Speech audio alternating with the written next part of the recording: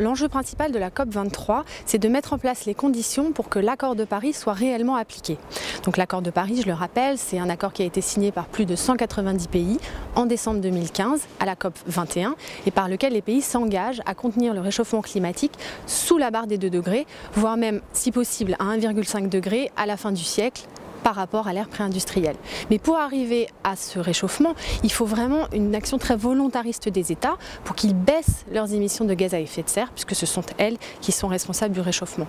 Or, quand on regarde aujourd'hui où on en est, les engagements qu'ont déjà pris les États, en fait, on n'est pas sur une trajectoire de 2 degrés, on est plutôt sur une trajectoire de 3 degrés, 3,5 degrés, ce qui fait redouter un enchaînement d'événements climatiques catastrophiques.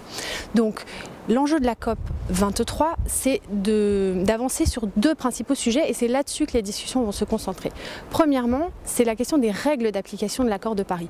Là, ça peut paraître un peu technique, mais en réalité, c'est très concret. Comment on fait le bilan des émissions, pays par pays? Comment on garantit la transparence surtout? Et là, on voit bien que les règles d'application de l'accord, elles sont fondamentales pour la confiance entre les États et donc pour maintenir la dynamique. Elles devront être adoptées à la COP24 en Pologne, fin 2018. Donc on voit bien que tout le travail préparatoire se joue maintenant. Deuxième aspect très important, c'est ce qu'on appelle le dialogue de facilitation.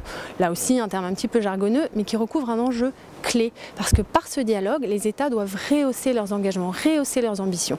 Et c'est là qu'ils vont essayer d'avoir des programmes bien plus ambitieux de baisse des gaz à effet de serre. Quel développement des renouvelables, comment faire des économies d'énergie, comment fermer les centrales à charbon. Donc ce dialogue de facilitation, il est tout à fait essentiel et ce sera un des enjeux de la COP23.